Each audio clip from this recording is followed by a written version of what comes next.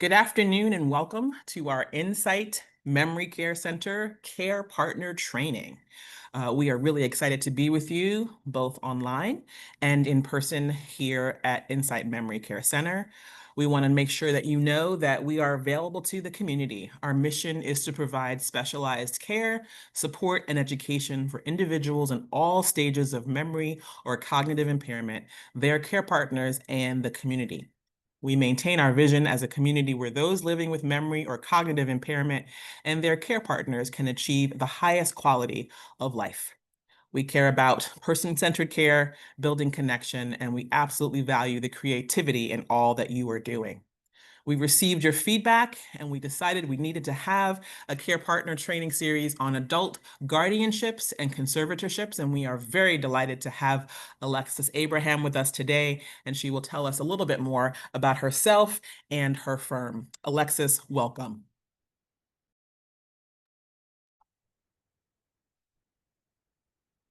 All right. Thank you all for having me. As I said, or as my friend here said, I'm Alexis. I am an attorney with the law firm Bronley Law, and I'm here to talk to you today about adult guardianships and conservatorships. I was really happy when Insight asked me to come back and speak again. They're doing really important work, so I'm honored to be a care partner here presenting with you all today. So a little bit of background about me. I am an attorney. I'm with the law firm Bronley Law.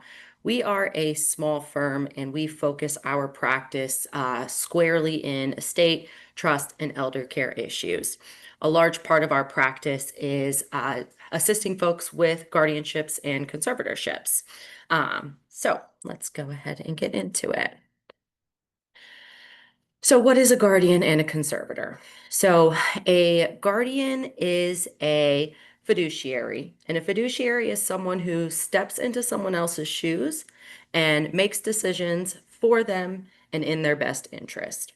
So in Virginia, they differentiate between a guardian and a conservator. So a guardian is a person who is tasked with making decisions for someone who is incapacitated, and those decisions are personal and care decisions. So that entails healthcare decisions, decisions on where they live, if they need to go into assisted living, and that person has the ability to apply for public benefits that they may be eligible for, to enter contracts on their behalf, and to defend them in lawsuits or prosecute lawsuits on their behalf. A conservator is a fiduciary who is responsible for making financial decisions for the individual who's incapacitated. They step into their shoes and carry out their financial transactions in a way most similar to that person would have done while they had their capacity. In order to be appointed as a guardian or conservator for someone, you have to initiate a legal process. You have to go through the court and you have to be appointed by the court as guardian or conservator. You can ask for a appointment as guardian or conservator or both. Very often, folks need both, okay? And then you can ask to be appointed as a full guardian or conservator or a limited appointment. A limited appointment says, this person can handle X, Y, and Z, but they need help with these things. A limited appointment may also be limited in duration, like they need help for maybe the next year, and then we'll review and see if this is still necessary.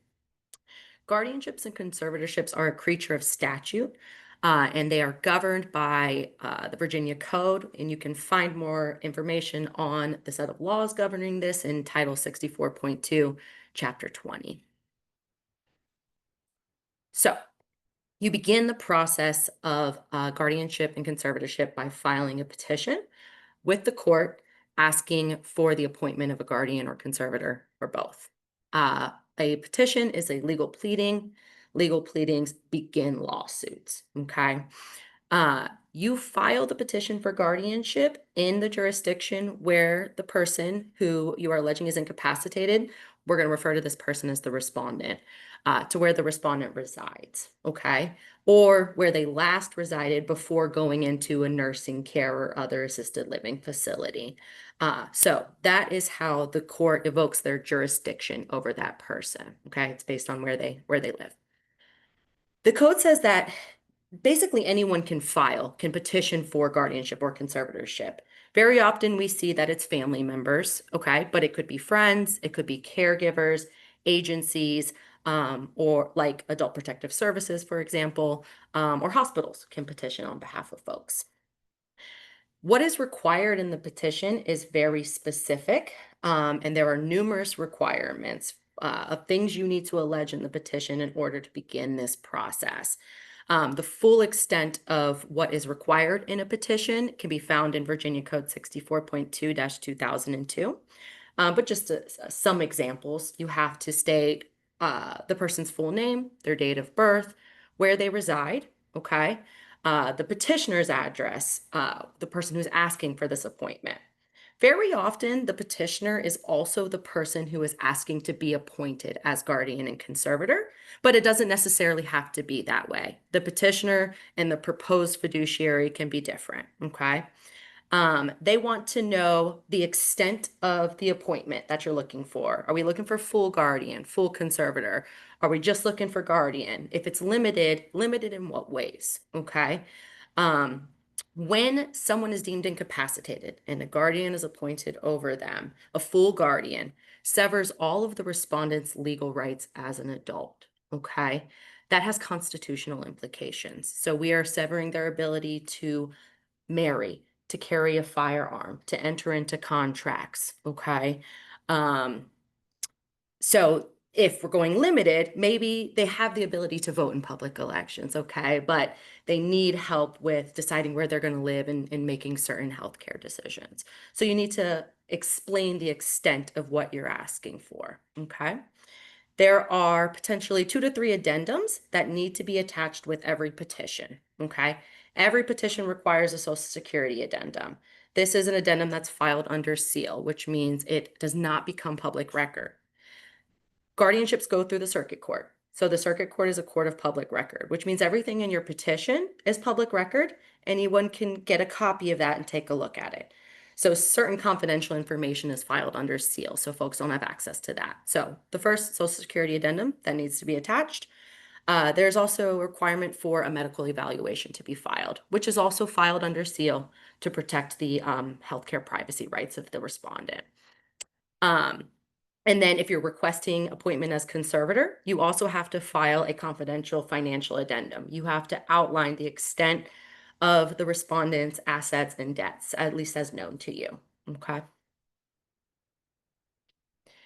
Once the petition is filed, the next part of this process is that in every petition for appointment of a guardian or conservator, a guardian ad litem is appointed. Guardian ad litem ad litem is a Latin phrase. It translates as guardian for the suit. Okay, I'm going to call it GAL because it's a lot of words as I talk through this. So the GAL is tasked with representing the interests of the allegedly incapacitated individual. Okay, very often they're referred to as the eyes and the ears of the court. Okay. The GAL is responsible for doing a fact-finding investigation on the case. So that requires them to, at a minimum, meet with the respondent, meet with the petitioner, meet with the proposed fiduciary, okay? They also have the ability to meet with other family members. They, in the appointment of the GAL, that order gives them authority to get medical records on the respondent. It gives them authority to get financial information so they can go to the banks and they can speak with medical providers, okay? They do this investigation and it culminates in them writing a report to the court with their recommendations to the court based on their investigation of the case. So now the GAL is an advocate for the respondent. However, the GAL is not the respondent's attorney, okay? So they can't give them legal advice, right? So there's an important distinction there. When you file a petition for guardianship, the Virginia Code requires that certain notices are given. So you have to, your attorney has to prepare a statutory notice of the hearing. And that notice goes to the respondent, and it also goes to all adult individuals who are named in the petition. So in the petition, you are required to notify or to name the names and addresses of the respondent's spouse, if any, adult children, if any, parents, if they survive, and adult siblings of the respondent. Okay. If that list does not identify three individuals who are alive and can receive notice, the statute goes on to say any other three family members. Okay. So if that person doesn't have a spouse, children, parents, siblings, you have to find three more remote family members to receive notice. That's for the protection of the respondent. Okay. And that'll be a theme you hear me bring up as we talk through this process. There's a lot of safeguards in place to ensure folks aren't just arbitrarily being appointed as guardian or conservator for someone, that there's a real need for it. Okay. So at least three family members have to be listed in there. And a statutory notice has to go out to all of those folks that says, um, here's when the hearing is set on this matter. Okay. Here's what the petitioner is asking the court to do, and advising those individuals of their rights. So the notice has to go to the respondent. Okay. And the guardian ad litem is responsible for personally serving the respondent with that notice. So they have to visit the respondent in person. They have to give them a copy of the notice and the petition, and they have to explain the contents of it, to the best of that person's understanding. And if this person is completely incapacitated, can't understand anything, maybe they're in a coma situation. Okay. Um, Guardian ad litem still has to read the whole petition to them. Okay. And that is jurisdictional. So we don't get to a hearing until the respondent is personally served with the petition and the notice of the hearing. The GAL will also advise the respondent of their rights. Okay. They have a right to contest the hearing. They have a right to a trial by jury if they so request. They have a right to be represented by counsel of their own. Okay. If the respondent requests their own legal counsel, I want an attorney in this. Guardian ad litem is responsible for getting that person an attorney. Okay. A copy of the petition and notice are also sent to the adult individuals named in the petition. So any family members, and there's also a requirement that the respondent's primary physician is named in the petition. So they get a copy as well. Okay. All right, so the petition is filed, the notices have gone out, the respondent has been personally served, and the guardian ad litem has made a report back to the court. Okay, what comes next is there is a hearing on the petition. All right, the petition could be contested or uncontested. All right, uncontested means no one has challenged the relief that we're seeking. Okay, and so we go on to the hearing date, and there are two dockets in most courts, an uncontested and a contested docket. So we get on the uncontested docket, that puts all of the parties and the judge on notice. Hey, no one's contesting this. The judge is going to review the order and most likely enter it. Okay. Assuming the GAL's report recommends that an order be entered appointing a guardian. The hearing could be contested. Okay. And anyone who is a party or named as a notice party in the petition can contest. Okay. So most often the respondent is contesting. Okay. I'm not incapacitated, or I don't need the level of assistance that the petition is asking for. Okay. The notice parties can also contest. All right. So the family members who have been notified, potentially even the physician, could contest. Okay. So when they get those notices that we're required to send them, it advises them, you can become a party to this and you can contest the proceeding. All right. There are two inquiries the court is making when considering appointing a guardian and conservator. The first, the threshold issue is this person incapacitated? Okay, such to the extent that they need the assistance of a fiduciary. All right. If we don't get past that question, we don't get to the second one. All right. The second question is the proposed fiduciary the person who is most suitable to serve in this role for this individual? Okay. The contest could come at either of those questions. I'm not incapacitated. My brother's not incapacitated. I talk to him every day. He's fine. Okay. Yes, they are incapacitated, but the proposed fiduciary is not the best person to serve for whatever reason. Okay. Again, respondent can make those contests or other noticed parties. A lot of times we see two children One's asking to be guardian. The other one is like, she's been stealing money from mom for 10 years. She should not be the fiduciary, right? Just an example. Not that that would ever happen. Okay, so this standard for a court to enter an order appointing this person is clear and convincing evidence. That is the highest standard of proof that is required in civil cases. Okay, you've probably heard proof beyond a reasonable doubt. That's a criminal standard. Civil is a little bit different. Okay, but it's more likely than not that these things are true, is what you have to show to the court. So, if you can prove at the hearing by clear and convincing evidence, respondent is incapacitated, proposed fiduciary is suitable and appropriate, and there are no less restrictive means available to assist this person, and the guardian ad litem agrees, recommends all of these things, very likely you will get an order entered that day at the hearing appointing your proposed fiduciary. Okay? I'm going to talk about less restrictive means a little bit. So, because you heard me say this is one, a high burden of proof, and two, has constitutional implications. The courts take this very seriously, okay?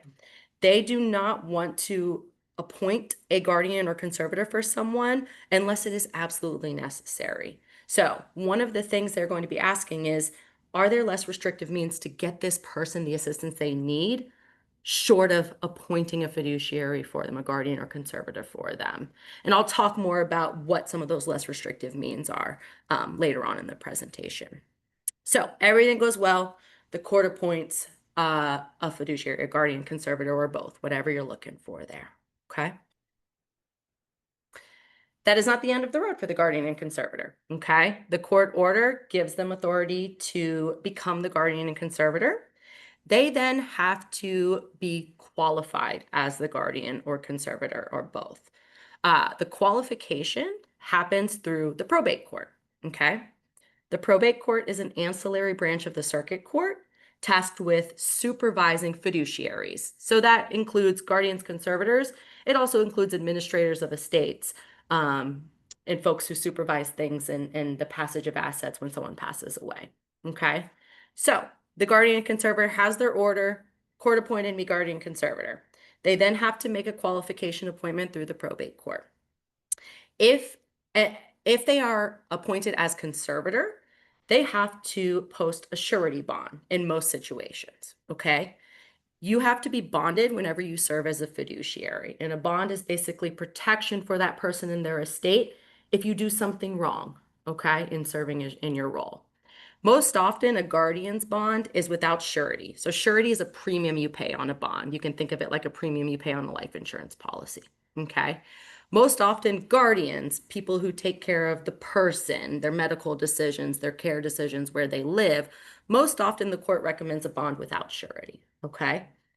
But if it's a conservator, if they're managing assets over 25,000, a bond is going to be required, okay? And the bond amount is typically 1.3 times the value of their total assets, okay? So all that's going to be in the court order. The conservator is appointed and they're required to get X amount of bond. You have to have that bond pre-approved ahead of your qualification appointment. And again, you pay a premium on that bond every year based on the value of the bond. So the fiduciary has to be bondable, okay? Or else they won't be able to get appointed. So they show up at their appointment, they have their bond paperwork ready to go, they have all of the information on the respondent, and they want pretty detailed information, their height, their weight, their eye color, hair color, okay? All of the specific details. They bring all that paperwork, everything is good. That person takes an oath to faithfully serve in their role as fiduciary. All that goes smoothly, that person is qualified, and they receive certificates of qualification. These are the documents that the guardian or conservator will need to carry out their role. So I typically advise folks to get at least 10 of each. You can always get more through the court, but it's nice to have them on hand because anyone that you go to, medical facility, bank, they're going to want to see your certificate of qualification. That is your grant of authority to act. Okay. The probate court then circulates the order and the certificates of qualification to the appropriate government agencies. So Board of Elections, to show that this person no longer has the right to vote. The police get a copy. If this person is found and arrested by the police, they're on notice that there was a guardian and they should contact the guardian. So that gets disseminated to everybody who needs it through the probate court. There are training and ongoing reporting requirements when you are serving as a guardian or conservator. So, the probate court process, in its simplest term, is a process of judicial oversight. Okay. They want to make sure folks are doing what they are supposed to do. All right. So, anytime a guardian or conservator is appointed, there are mandatory trainings that they must take within 120 days of their qualification. Okay. This is a newer thing that's been required by the Virginia Code. So the training does not actually exist yet. They're putting it together though. And once it's together and available publicly, anyone who's been appointed since this requirement has been imposed, which was last July, has to take it within 120 days. So we put this in all of our orders, okay? And someday in the future it will exist and folks will have to take that training, okay? A guardian is required to visit their ward at least every 120 days. Okay. Again, new requirement imposed in recent years by the legislature because they had people who were serving as guardian and just never saw that person, right? They do allow a virtual visit. Okay. And then there are initial and ongoing reporting requirements. So, as the guardian, you have to file an annual guardian report. This says so and so is residing at this facility, or we've moved them here, or we plan to move them in the next few days. They're still receiving these services, or we have set them up with these new services. Their health condition remains stable, or there's been this change. Okay. Simple questions, but an update in the report on how this person is doing. Okay. That's got to be filed every year that you remain guardian. And if you are conservator, the reporting requirements are a bit more arduous. Okay. Fiduciary managing money, especially for someone else, is held to the highest level of fidelity by the court. You cannot breach your fiduciary duty as someone's conservator without there being the availability of legal recourse. Okay. And the probate court supervises that and can bring legal recourse against you if you do something wrong. All right. Other folks who have legal recourse are other people interested in that person's estate, family members. They can sue the fiduciary as well. So a conservator has to file an initial inventory of the estate of the individual they're managing. Okay. This is everything they own. These are the values. Here's where they are. Okay. That inventory serves as a basis for an accounting, and they have to file first an interim accounting within 4 months, and then subsequently every year they have to file an accounting. This is probably the most labor-intensive reporting requirement. It is a detailed accounting. Everything that came in, everything that went out, assets that were sold, gains or losses on sales, okay? And if the commissioner of accounts, they oversee probate, okay? If they flag something in that, the fiduciary has to answer for it, okay? Those are ongoing as long as you're serving as guardian or conservator. You have to file those reports every year. If you don't file your reports, the court's coming after you, okay? When you take that oath, you submit to the jurisdiction of the court. So if you don't follow your fiduciary responsibilities, the court can call you in, have you answer, potentially levy civil fines or even as much as jail time against you for civil contempt. Okay. Very rare circumstances that happens, but possible, within the authority of the court. Okay. Another new thing within legislation within recent years is there are now annual reviews that are required with every guardianship and conservatorship petition. Okay. The court is required to set a 1-year review after their appointment where the fiduciary comes back, guardian litem is still involved, they do an updated report, okay? And you come back and you give a status of the guardianship, okay? Now, in certain circumstances, the reviews can be waived, okay? You have to ask for that in your initial petition.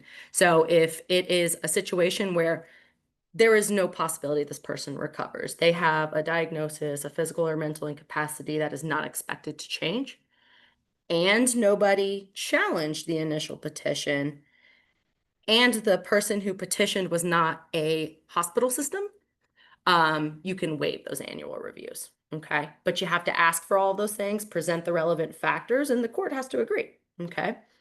Um, and then the court has to set that 1 year unless they waive it. And then at that 1 year, they can determine are additional reviews necessary. Generally, when you see like a limited guardianship, they're going to want these reviews. Okay, has the situation changed? Because if you asked for a limited, there was probably something that was a bit more amorphous about the situation. Okay. You heard me say a lot that a lot of these things are newer legislative changes. Okay. The legislature in the past, I'd probably say 5 years, has been a lot more focused on updating the guardianship and conservatorship statutes. Um, that was very likely the result of public discourse. Okay. There was a lot of talk about guardianships and conservatorships when we saw the Britney Spears situation where she was under conservatorship and there was this big public movement to have it removed, and now it's been removed. Um, that shifted public focus on this where it wasn't previously. And in my opinion, it's a good thing. Some practitioners find it annoying, but these additional requirements are for the protection of the respondent, and that is always a good thing because, again, this implicates their constitutional rights. Okay. So it should be taken seriously and there should be protections in place. Another protection I'll mention that is new within the last couple of years is now the respondent, the person under guardianship or conservatorship, has the ability to contact the court and request a review of their guardianship. Okay, without having attorney, without a formal pleading, in every order, we're required to put in there, here's how you can contact the court: address, a phone number, and an email address. And they have that information and they can reach out to the court if they want to request a review. Again, without a formal pleading or anything like that. Okay, that's for their protection. Guardianships can be modified or terminated. Okay, so they are ongoing in nature unless they're limited to a time period, but they can be changed at any point. Okay, they can be modified to either reduce or expand the scope of the individual's authority, the fiduciary's authority. Okay, so when we started, it was limited. They could do these things, but needed this help. Unfortunately, their condition has progressed, and now I need a full guardianship. Or another common one we see in conservatorships is, I was named as conservator. This person has a property over here, and now I want the authority to sell it because they need a higher level of care. I need funds. Okay. That's something they sometimes come back to modify. Or the guardian can no longer serve for whatever reason, and we need to now substitute somebody new in. Okay. Those are all common modifications that we see. Less common, but happens, are terminations, okay? Especially if this person had an incapacity where there was a chance for recovery, right? So they needed a guardian conservator, they have improved, and now we don't need the guardian conservatorship anymore, and we can move to terminate it, okay? So alternatives to guardianship. When we end up in court petitioning for a guardian or conservator for someone, this has to be the last resort. Okay. And we have to tell the court that, and the court has to agree. There is no other way for us to provide this person the assistance they need. So, some of the less restrictive means, okay? Um, Estate planning, that's a big one. Everyone should have it, okay? Everyone should consider it ideally well before you get to a place where you're dealing with an incapacity, okay? And I'm not just talking a will or a trust, okay? You should have that. But probably some of the most important estate planning documents you'll do for your own benefit during your lifetime are powers of attorney, okay? A financial power of attorney and a medical power of attorney, all right? These documents are for planning for your own incapacity. They allow you to appoint an agent to make these decisions in your place when you can't do so yourself. So one of the things you have to certify to the court in your guardianship petition is this person does not have any estate planning in place, or if they do have estate planning, it's not working for what we need to do. The agent's not available. It's missing some authority that we need. Someone's not accepting the document, things like that. Okay. So the court asks you that. If they have them, you have to show them. Okay. These types of documents can often preclude the need to go for a guardianship or conservatorship. Okay. Everyone should have them.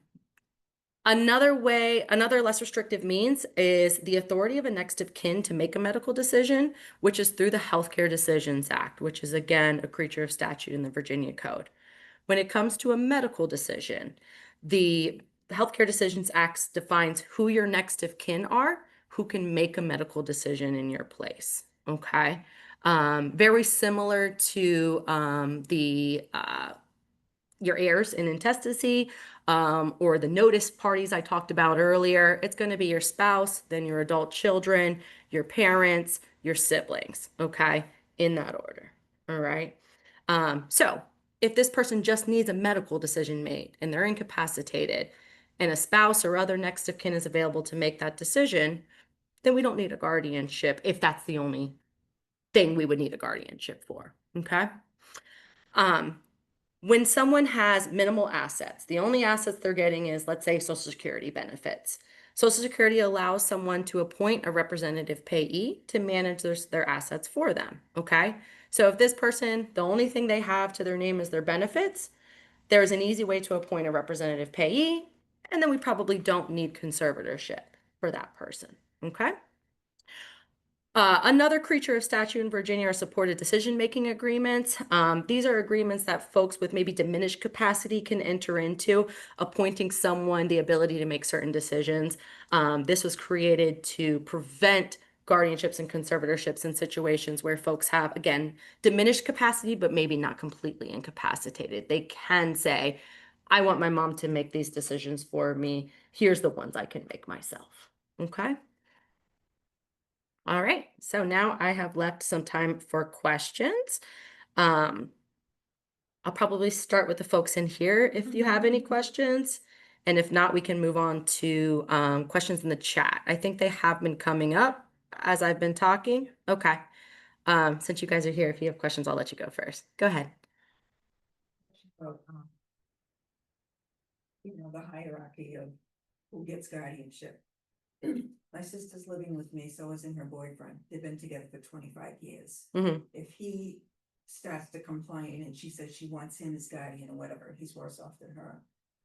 How do you deal with that? So Does it there, still mean the sibling is overshadows that? So the next of kin statutes are for who can make medical decisions when there's no power of attorney and when this person can't make their own medical decisions. Okay. There is no assigned hierarchy of who can serve as guardian or conservator. The petitioner would request a proposed fiduciary. That doesn't have to be the spouse or children. That doesn't even have to be a family member. It could be a public entity. There's public guardianship programs. It could be a friend, okay? The question the court is asking is who is best suited to serve, okay? So it's not like you have to prove spouse, siblings can't do it, okay? If spouse or siblings or someone else who's entitled to notice contest, then you have to present evidence as to why they're unsuitable and your proposed fiduciary is more suitable. He's been living off of her money, that's why I'm concerned. So that would be something you would say, like, hey, this person is probably not fit to serve as a fiduciary because they have shown financial exploitation. Okay. And again, you heard me say fiduciary is held to the highest level of fidelity by the court. One, if you've been committed of a crime of moral turpitude, like fraud, embezzlement, things like that, you cannot be qualified as a fiduciary. Those inherently prohibit you from serving. Okay. But there are other things you can show to the court. Hey, this person's just not well suited. And maybe it's not as severe as financial exploitation. Maybe it's just, like you said, can't take care of themselves. Certainly can't take care of someone else. Maybe this person needs their own guardian. If a hearing becomes contested, okay, it is going to be more like a traditional trial, all right?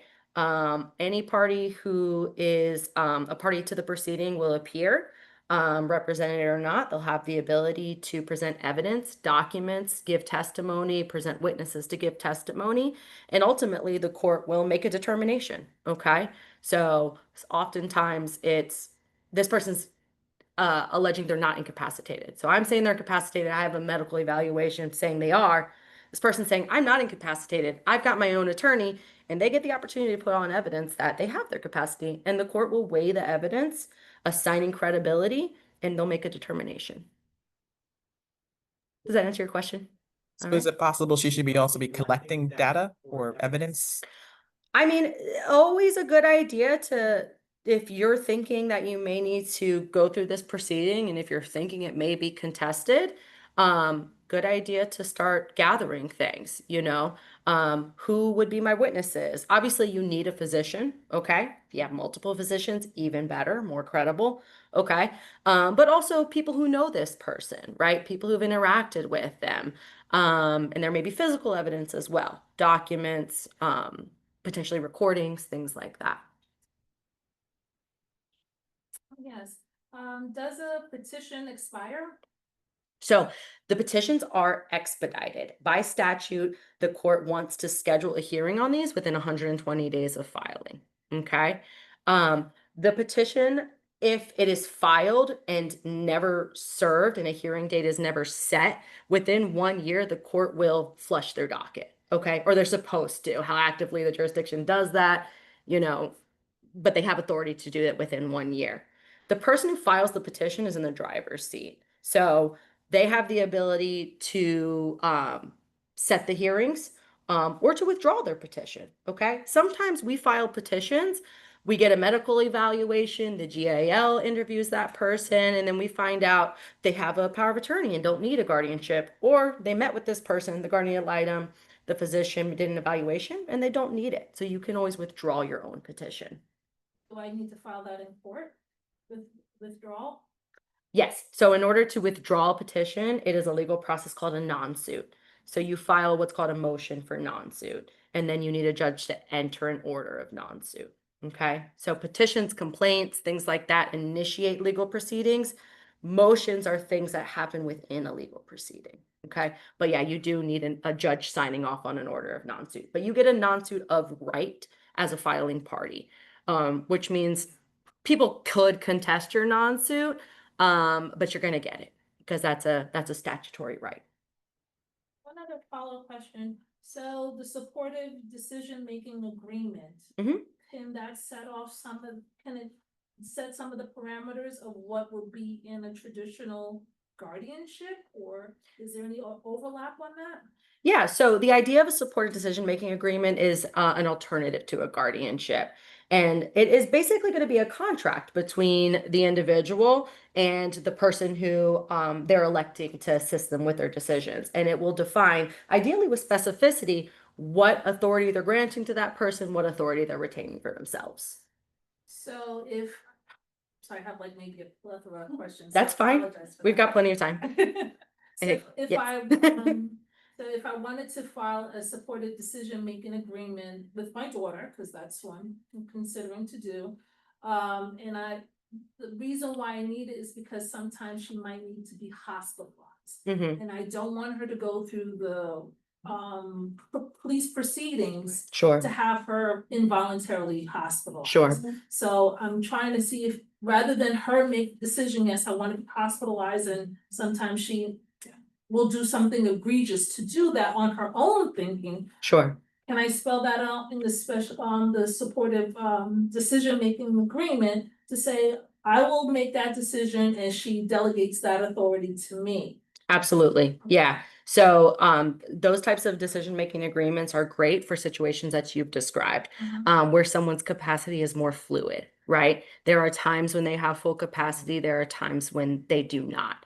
And that agreement, the decision-making authority invokes in the moments where that person does not have full capacity. So that is an excellent tool. Now, obviously, that person has to be in a state of capacity to enter into that contract, right? And it's a voluntary contract between two parties, which means we both have to agree. There can't be duress, sign this now, But sure, if she's willing to do that, that is absolutely something you can define. When I am in this state, I am granting authority to my mom to, authorize my admission to a facility, to administer medications, to approve or deny medications, things like that. Now, the only thing is that I get pushback if would I get that much pushback from a facility that says, well, you don't have a guardianship, so we're not gonna really listen to you? Yeah, so that's a great question. The efficacy of those agreements are a little bit more amorphous because they're newer. Okay. So physicians, facilities maybe aren't as familiar with them. Okay. They are enforceable, but you may just run into a utility issue of them not accepting it. And this has to happen now, you know? So you could run into those issues. Now, they're created by statute, which means they're valid and enforceable. You can point them to that authority. If you have an attorney, they can communicate with that person on your behalf, and they should be, but you may run into physicians that are hesitant to accept that type of agreement. That's true with your estate planning documents as well. Like very often we see banks that are like, nope, I'm not accepting that power of attorney, even though it's validly executed and enforceable under Virginia law. These people are concerned about their own liability. They don't want to do something that could potentially impose liability on them. Thank you. Yeah, of course. Yeah. Thank you very much for everyone here. We're going to go online to the other questions there. The first one I see says, if I become a guardian for my sister, am I legally liable for her actions? So you are not going to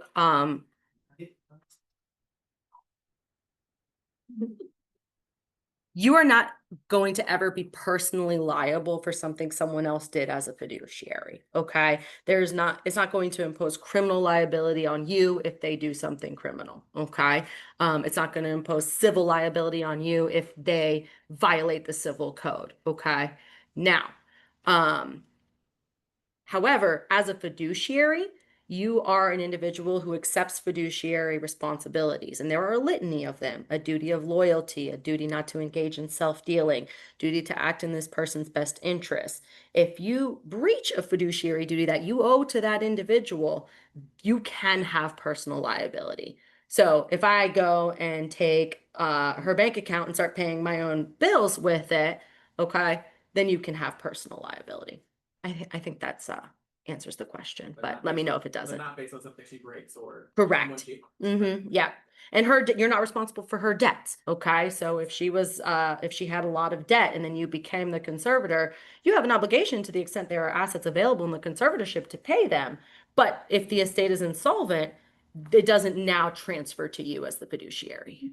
That is such a critical thing to state. People are always trying to make you pay a bill that's not your actual debt. Thank you for saying that. Yeah. This next question relates, I think, the connection to trustees. Maybe they want to differentiate these concepts of guardianship and trusteeship.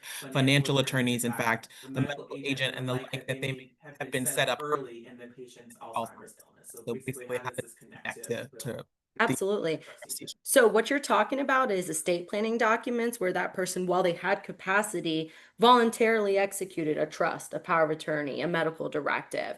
And if they appointed someone to serve in the event of their incapacity, that person has that authority, assuming they're available and willing to serve in that role. That's some of those less restrictive means, alternatives to guardianship. So if someone becomes incapacitated, your loved one, and they appointed you as their trustee to manage their trust assets, their medical agent to make their medical decisions, their financial power of attorney to carry out financial transactions, enter into contracts, things like that, you probably don't need to pursue guardianship unless you come into a situation where, for whatever reason, the documents are not effective to do the thing this person needs you to do. In that case, you can petition for guardianship still. It could be limited. Hey, I need to waive their rights to, I need to make an election on their retirement, but my power of attorney doesn't give me rights over retirement accounts. So I just need this really limited authority. That may be a situation where you're just doing a limited guardianship. Okay. Or they bought a new piece of real property before they became incapacitated. It's not in the trust. I don't have authority over that piece of real property and the power of attorney. And it needs to be sold because they need that money for their care. Maybe that's a limited guardianship. But the idea with those things is they forego the need for a guardianship. Thank you, Alexis. This question is inspired by someone watching a movie. I remember seeing a film about a bad actor who went to the courts to get guardianship for people who had no relatives so that they, the bad actor, could get their assets. How rare is this and what is being done to end this practice? So you heard me talk about all of the changes and modifications to the guardianship statutes. All of those changes were to present additional protections for the respondent to prevent that from happening. Okay. I think I know what movie you're talking about. But yeah, so the courts do everything in their power to prevent that. And you heard me talk about the ongoing reporting requirements. Okay. So if someone's managing someone's money, especially, they have to show the courts where this money is going. Okay. You would have to go to great lengths to falsify that information. Not saying it's completely implausible. And when folks have no family, if the court doesn't flag something, maybe you get away with it. So there probably are situations where it happens. Okay. But they have there is oversight by the judiciary with the authority to um, levy consequences on that person if they violate those fiduciary duties. And you heard me talk about all of the protections within the actual process for that person. Notice to family members, guardian ad litem, going and meeting with that person personally, making a recommendation to the court, talking with physicians, those are all safeguards for the person. Yes, to the chat, we will try to make sure we repeat the future questions that are in the room. Presently online, the next question is, I am currently a legal guardian now for a grandchild and want to add one of my adult children as another guardian. Is this information transferable for this type of guardianship? So I'm assuming this is a minor grandchild. Yes. So what I've been talking about today is the process for adult guardianships. Adult guardianships are only necessary when someone is incapacitated. Probably goes without saying, as long as you have your capacity, you don't need someone making decisions for you. The statutes that govern minor guardianships, while there is some overlap, are different, okay? A minor inherently doesn't have these rights and needs a guardian, okay? So the process is a bit different. There are similarities in, you petition for it and you have ongoing reporting requirements to the probate court. So there's some overlap there. But they're distinct. They're distinct concepts. Thank you for that. If you need more information, please let us know. Alexis, how do you know if someone's health has declined too much to sign a power of attorney or healthcare power of attorney? Who decides that? Sure. So, the question of capacity to enter into an estate document, a testamentary document like a will or a trust, or a power of attorney. Okay, there are different standards. Okay, starting with a testamentary document, the ability for someone to uh, execute a will, do a trust, direct the disposition of their estate at their death. The In order to have testamentary capacity, the person who is doing the document needs to, one, understand the extent of their estate. They have to be able to tell you and articulate what they own. Okay. I own a house here, beach house here. I've got a 401k bank account with approximately this amount. Okay. The extent of their estate and the objects of their bounty is the test. Objects of their bounty means who are my family members? Who are the natural heirs of my estate? I'm married. I've got 2 kids, 5 grandkids. Okay. If they can articulate all of that, they have testamentary capacity to enter into a testamentary document. All right. Little bit different question with the power of attorney. Okay. Similar, they have to understand the extent of their estate to do a financial power of attorney. Okay. Again, this is everything I own. All right. With to some degree of specificity. And they have to understand what the document is doing. So if I execute this document, I am granting my spouse or my daughter the ability to carry out any financial transaction that I could do so myself, or more limited financial transactions as defined in the document. So that is a capacity to contract. Okay. In essence, they have to understand what the document is doing. Okay. Same thing for medical power of attorney, although the test is a little bit lower. Okay. Because medical decisions, those have to be made sometimes, right? Okay. Which is also why we have the Healthcare Decisions Act, which says even if someone doesn't have this document, here's who can make medical decisions for them, because there is sometimes urgency and there's utility to the ability of that. But when it comes to handling someone's money, it is a higher level, because the courts think if something happens to money, money can be recovered. Okay. So there is no similar procedure in the law for someone to have the ability to manage your finances if they're not your conservator or have executed a financial power of attorney. And who makes that assessment? If you work with an attorney to do your estate planning documents, the attorney is making that assessment when they meet with the individual. So I do estate planning documents as part of my practice as well, okay? And whenever a new client comes into my office, I am asking them questions. And in a part of what I'm doing, I need the information, obviously, to do their documents, but I am doing an assessment of their capacity. So they come in, hey, how are you? I'm so and so. Tell me about your family. Tell me about what you own. Okay, where's that property? Where's, do you have retirement accounts? I am doing a capacity evaluation whenever I meet with a client, okay? And sometimes I meet with that person and say, I don't think this person has capacity to do documents. I'm really sorry, I want to help, but ethically I can't do that for them. We can talk about guardianship or conservatorship if you need that. If you are doing documents yourself without the assistance of an attorney, I would encourage you to be careful. And I would encourage you to, whomever is assisting that person in doing those documents, to kind of run through those questions with them. Thank you. We have one more here. It says that this person has durable and medical POAs for my wife. Are there circumstances where I might need to be designated for guardian in addition to these POAs? Only if those power of attorneys are not effective for what you need to carry out to assist your spouse.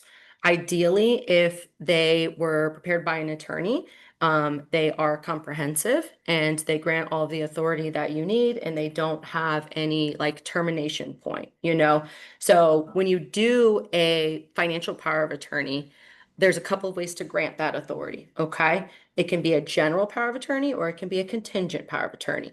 General power of attorney says, I'm signing this, I'm giving my spouse authority to manage my financial transactions, and it's effective as soon as I sign this.